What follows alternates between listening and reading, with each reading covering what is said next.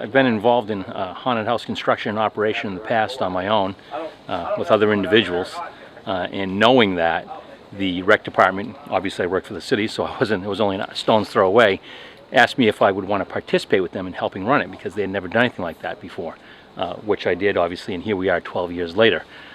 It started out as basically more of a kids type thing, haunted trail, and as we got into it and I discussed it more with them, I said, you know, if we really plan this right and operate in the right way, this can be a full-fledged haunted attraction, much like anybody else in the private sector does, because they're all over the place. So I think we hold our own with any of the private organizations out there, any of the private haunts that are operating.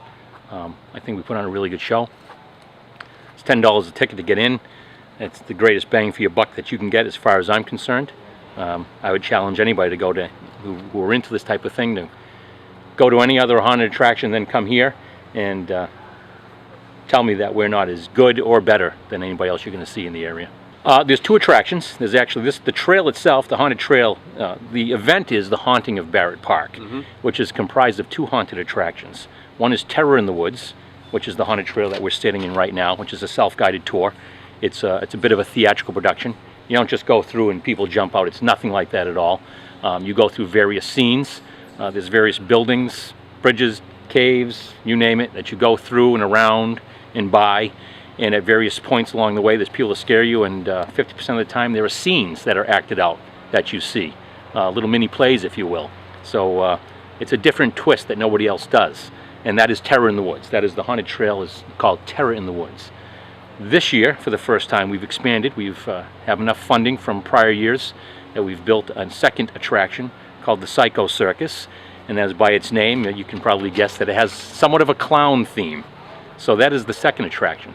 The haunted trail itself, which you asked earlier how long it takes, it's about an 8-minute walk through. It's about an 8 to 10 minute, depending on how fast you go, how fast you run probably. It's probably 8 to 10 minute adventure through the woods, and that's what's really neat, is it's actually out in the woods.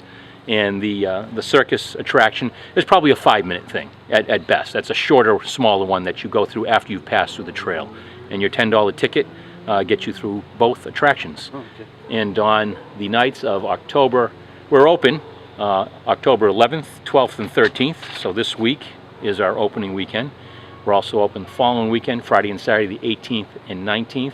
And the following weekend, only one night, the 25th. So we're open 6 nights.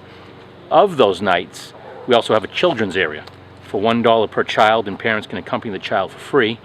That operates from 7 to 9 on the nights of October 11th and 12th, and October 18th, 19th, and that is staffed by the Leominster Lions Club. So we're very glad to have them participating in this.